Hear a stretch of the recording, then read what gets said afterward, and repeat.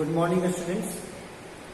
कल हमने जिस चैप्टर को देखा था उसका नाम था हैदर अली और आज हम पढ़ेंगे टीपू सुल्तान। हैदर अली की 1782 ईस्वी में द्वितीय आंग्ल मैसूर युद्ध के दौरान मृत्यु हो गई थी।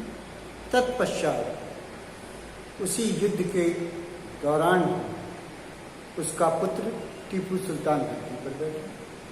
उसका पूरा नाम था फतेह अली साहब टीपू। हाँ, फतेह अली साहब टीपू उसका पूरा नाम था, लेकिन इसका जो कॉमन नाम था टाइगर ऑफ मैसूर, यानी मैसूर का व्याघ्र। उसने अपने राज्य को एक शक्तिशाली राज्य बनाने का सोचा। उसने अपने राज्य को आर्थिक रूप से संपन्न राज्य बनाने का सोचा। वो एक जटिल चरित्र वाला व्यक्ति था। उसके पास नए विचारों के लिए हमेशा सोच जारी रहती थी। वो नए नए आइडियाज को ढूंढता था। समय और परिस्थिति को समझते हुए अपने आप को उस अनुकूल ढालने की पूरी कोशिश करता था। नए आइडियाज में उसने नए कैलेंडर की स्थापना की, नई मुद्रा प्रणाली की उसने लागू करने का प्रयास किया। नए माप तौल के जो पैमाने हैं उसको उसने अपने राज्य में लागू किया। जैसा मैंने कहा कि वह एक पढ़ा लिखा व्यक्ति था, ज्ञान के प्रति पिपासु था और अंतर्राष्ट्रीय घटनाओं से प्रभावित होता था। जब फ्रांसीसी क्रांति चल रही थी तो वो इससे काफी प्रभावित था। उसके ज्ञान की पिपासा इतनी थी कि उसने एक अपनी स्वयं की लाइब्रेरी यानी पुस्तकालय बना रखा, जो काफी समृद्ध था। उस पुस्तकालय में इतिहास की पुस्तकें, धर्म की पुस्तकें, विज्ञान की पुस्तकें, औषधि विज्ञान की, गणित की और इसके अलावा और भी बहुत सी चीजों की पुस्तकें अपनी लाइब्रेरी में उसने संकलित कर रखी।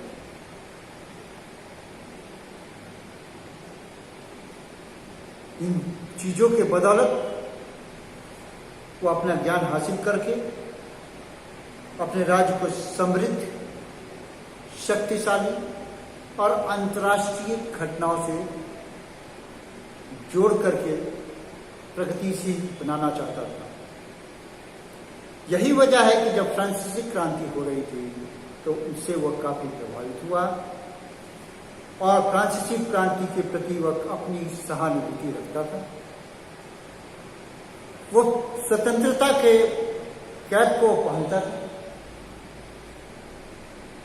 अपने राजधानी श्रीरंगपट्टम में उसने ट्री ऑफ लिबर्टी यानी स्वतंत्रता का वृक्ष लगवाया और जैकोबिन क्लब का मेंबर बना। उसके पास आंतरिक संगठन क्षमता की जो प्रतिभा थी वह कूट कूट कर भरी थी। यही वजह है कि जिन दिनों भारतीय सेना में यानी कि भारत के अन्य राज्यों की सेनाओं में, फौज में संगठन का अभाव था, अनुशासनहीनता यानी डिसिप्लिन की कमी थी, उस समय में उसके सैनिक सुसंगठित, डिसिप्लिन यानी अनुशासित और उसके प्रति वफादार थे। यह एक बहुत बड़ी चीज थी कि उसके सैनिक ताउम्र जब तक जीवित रहा उसके प्रति वफादार रहे। अपने राज्य को समृद्ध बनाने के लिए उसने कई महत्वपूर्ण कदम उठाए। उसने जागीरदार प्रथा जो उसके राज्य में पाए जाते थे, जागीर प्रथा जो चल रही थी जागीर की, उसको उसने समाप्त कर दिया। फिर पोलीगरों की कम करने की उसने काफी प्रयास किया। इससे उसके राज्य की आर्थिक जो समृद्धि वो बढ़ने लगी। फिर बिचौलिए जो किसान और राज्य के बीच में मिडिल मैन का काम करते थे, उसको उसने समाप्त करने का पूरा प्रयास किया और इससे उसकी काफी आर्थिक जो नुकसान हो रहा था वो उससे काफी बचे और समृद्धि की तरफ। जैसा कि मैंने अभी पहले बताया था आपको कि उन्होंने मिंटिंग यानी क्वाइंस के निर्माण के लिए नई पद्धति का विकास किया, माप और तौल कर नई प्रणाली ले आई। इससे उसमें काफी विकास हुआ। लगान की दर अन्य राज्यों की तरह निश्चित रूप से ऊंची थी, यानी कि 1/3 थी, परंतु दुर्भिक्ष के समय, अकाल के समय या किसानों की अगर परिस्थितियां प्रतिकूल हुई तो वह उनको माफी नहीं देता था। उसके काल में किसान समृद्ध थे। यही वजह है कि 1799 में जब वेलेस्ले ने मैसूर पर अपना विजय पाया था, टीपू सुल्तान की मृत्यु के पश्चात उसने मैसूर को देखा तो उसने पाया कि यहाँ के किसान कहीं ज्यादा समृद्ध हैं और फसल ज्यादा अच्छी उपज रही है बनिस्पत की ब्रिटिश ऑक्यूपाइड क्षेत्र यानी कि मद्रास वाले क्षेत्र में, इन क्षेत्रों में जो पाए जाते थे उनकी तुलना में इस क्षेत्र में कहीं ज्यादा संपन्न किसान हुआ करते थे। जॉन सोर जो 1793 से 98 तक कर्नल जनरल रहे थे, कालांतर में लिखा था, बाद में लिखा था कि राज्य में किसानों को संरक्षण मिलता है, राज्य में किसानों को हर तरह का प्रोत्साहन दिया जाता है, उनकी मेहनत का इनाम दिया जाता है, उनको पुरस्कृत भी किया जाता है, इससे काफी प्रोत्साहन मिलता है। वाणिज्य और व्यापार के क्षेत्र में भी उसने प्रगति का काफी प्रयास किया। वाणिज्य और व्यापार के क्षेत्र में जो अर्थव्यवस्था सुधारने के लिए उसने ट्रेड एंड इंडस्ट्री, व्यापार और उद्योगों को महत्व दिया, क्योंकि वह जानता था कि व्यापार और उद्योग से आर्थिक समृद्धि होती है और वह जानता था कि कृषि में सुधार होगा, व्यापार और उद्योग में प्रगति होगी तो इस आर्थिक प्रगति का राज्य की शक्ति पर अनुकूल प्रभाव पड़ेगा। इतना ही नहीं, वह आर्थिक शक्ति को सैनिक शक्ति से जोड़कर देखता था कि आर्थिक शक्ति समृद्ध होगी तो सैनिक शक्ति निसंदेह रूप से समृद्ध होगी, क्योंकि सेना के लिए खर्च यहीं से प्राप्त होता था। सेना में सुधार करने के लिए उसने,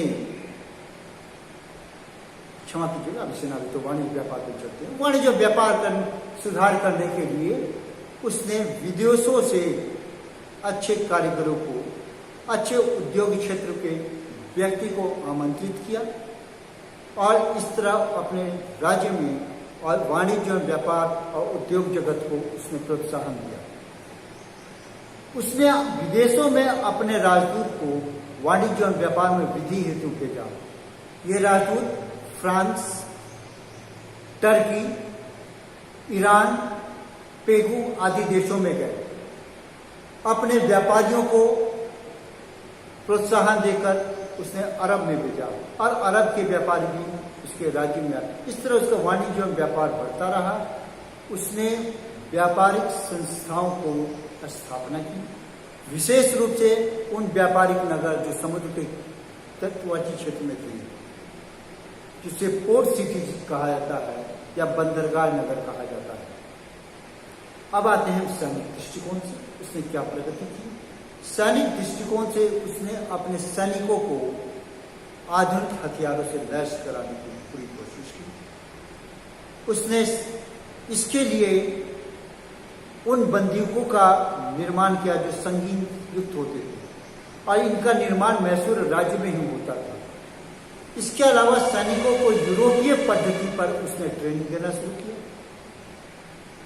और इसकी बदौलत वह वायु शक्तियों, विदेशी शक्तियों से लड़ने में सक्षम हुआ। इतना ही नहीं, उसने नेवल पावर यानी नौसेना की शक्ति में विस्तार करने के लिए और विकास करने के लिए उसने प्रयास किए। डॉकयार्ड का निर्माण किया। युद्धपोतों के निर्माण के लिए उसने विदेशों से मदद ली और युद्धपोतों यानी शिप के डिजाइन में वह व्यक्तिगत इंटरेस्ट लेकर के अपनी निगरानी में उसने इनका निर्माण करवाना शुरू किया। राजनीतिक दृष्टिकोण से हम देखते हैं कि वह किसी भी भारतीय शासक जो तत्कालीन समय में भारत में शासन कर रहे थे उनसे इसकी बुद्धि बहुत अच्छी थी। इसके पास दूरदृष्टि थी। वह अंग्रेजी राज को उसी वक्त समझ गया था कि ये खतरे की घंटी है और इस चीज को ठीक से समझते हुए वह उनके विरुद्ध संघर्ष करने के लिए अपना हर संभव प्रयास किया। उनके विरुद्ध दृढ़ता के साथ उसने संघर्ष किया और लड़ाई करते हुए वीर गति को प्राप्त किया और यही वजह है कि अंग्रेज उसे अपना सबसे खतरनाक शत्रु समझते थे। आगे देखते हैं इस तरह अंग्रेजों के साथ उनका युद्ध हुआ। लॉर्ड कॉर्नवालिस जो 1786 से 1793 ईस्वी तक भारत का गवर्नर जनरल रहा था, उसने आते ही यह निश्चय किया कि दक्षिण भारत में सबसे खतरनाक शत्रु, सबसे बलवान शत्रु टीपू सुल्तान है और इसके लिए उसने कूटनीति, राजनीति सबका सहारा लिया। दूसरी तरफ टीपू सुल्तान फ्रांसीसियों और फारस यानी ईरान की मदद से अपने शक्ति में, सेना में वृद्धि कर रहा था। अपनी शक्ति को मजबूत करने के लिए वह और भी प्रयास किए। उसके दक्षिण में, उसके राज्य के दक्षिण में यह त्रावणकोर के राजा थे। त्रावणकोर का राजा अंग्रेजों के सानिध्य में था। उसको अंग्रेजों का संरक्षण प्रदान कर रखा गया था। इसने त्रावणकोर जो समुद्र तटीय क्षेत्र है इस पर आक्रमण कर दिया ताकि वह अपनी शक्ति को बढ़ा सके, क्षेत्र को बढ़ा सके, दक्षिण से आक्रमण न हो सके। मगर अंग्रेज इसी ताक में ही थे। अंग्रेजों में कॉर्नवालिस ने जो गवर्नर जनरल था, जून में हैदराबाद के निजाम के साथ और जुलाई में मराठों के साथ एक संधि किया और इस संधि का एक बहाना था जो मैसूर के विरुद्ध युद्ध के लिए किया गया था और उसे बहाना जल्दी ही मिल गया था। एक और महत्वपूर्ण बहाना यह था कि उसने त्रावणकोर के राज्य पर आक्रमण कर रहा था क्षेत्र में। अब इस युद्ध में एक और अंग्रेज, हैदराबाद के निजाम और मराठा, जो मराठे यहाँ पर, निजाम यहाँ पर और अंग्रेज यहाँ पर, इन तीनों ने मिलकर के इसके विरुद्ध युद्ध छेड़ दिया। 1790 में युद्ध जो छेड़ा गया था काफी लंबा समय चला, 2 साल तक चला। लेकिन जब टीपू ने देखा कि अब वह आगे युद्ध कायम नहीं रख सकता है तो उसने शांति समझौता के लिए वार्ता किया।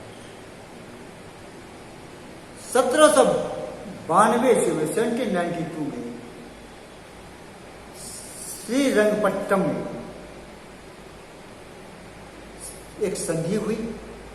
इस संधि के अनुसार टीपू को अपने राज्य के आधे किले सौंपने पड़े।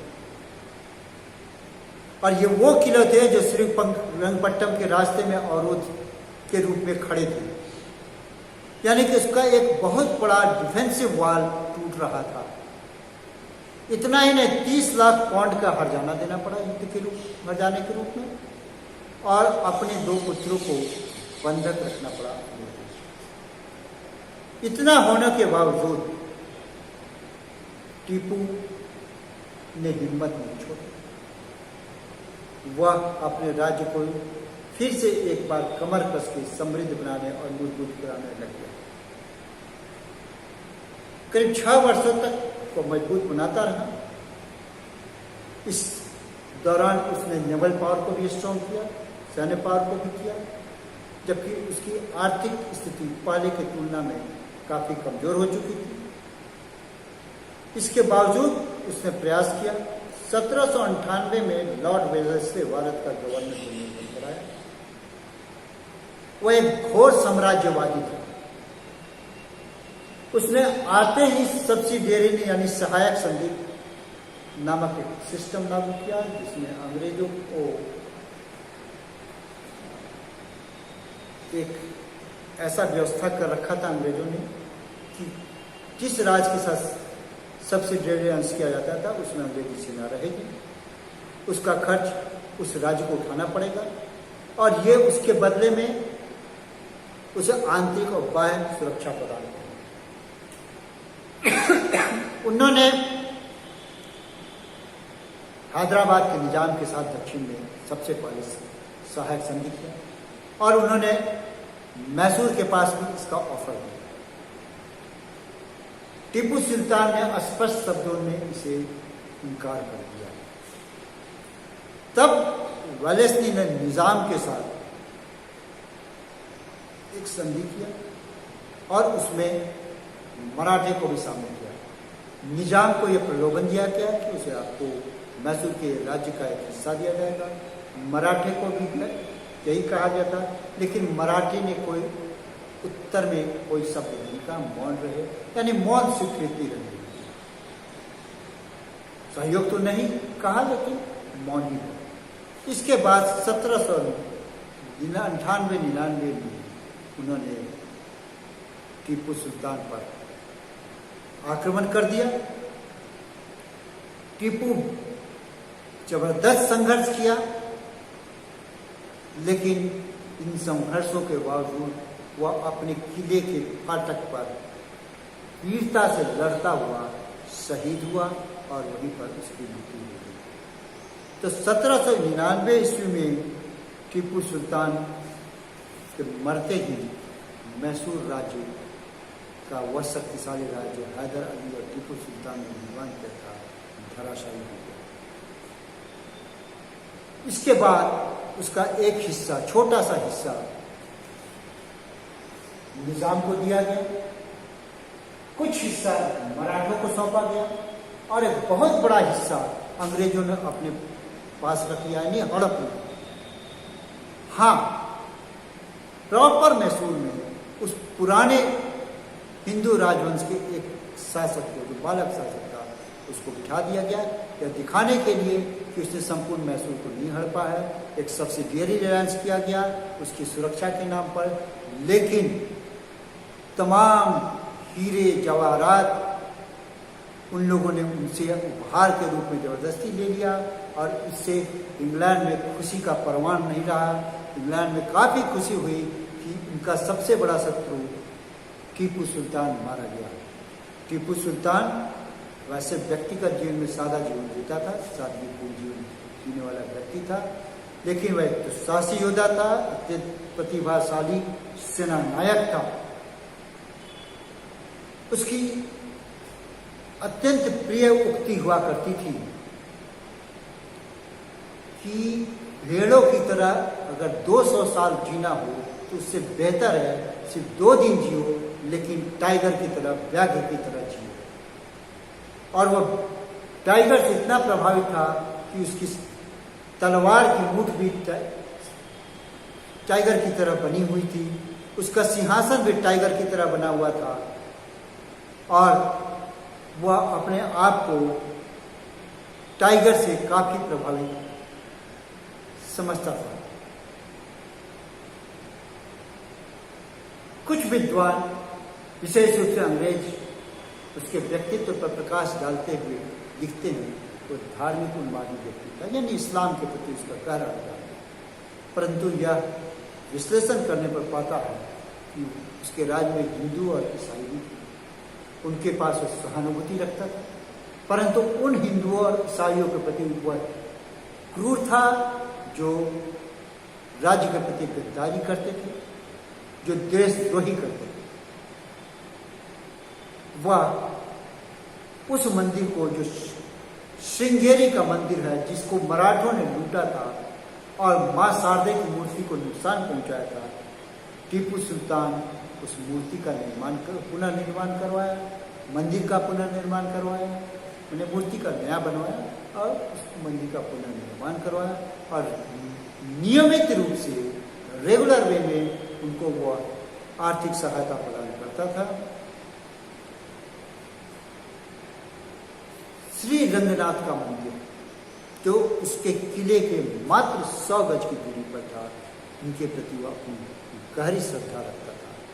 इस प्रकार देखते हैं कि अंग्रेजों का एक बहुत बड़ा शत्रु, दक्षिण भारत में बहुत बड़ा बाधा बना था, टीपू सुल्तान का मरते ही समाप्त हो गया और अंग्रेजी राज का काफ़ी तेजी से विकास और बढ़ोतरी हो गई। लेकिन भारत का एक सूरवीर टीपू सुल्तान के रूप में सामने आज इतना ही। बाकी हम अगले क्लास में पढ़ेंगे एंग्लो मैसूर वार, यानी जो 4 वार हुए हैं उस पर हम विशेष प्रकाश देंगे। First Anglo Mysore, second Anglo Mysore, third Anglo Mysore और फोर्थ, जो कि 1700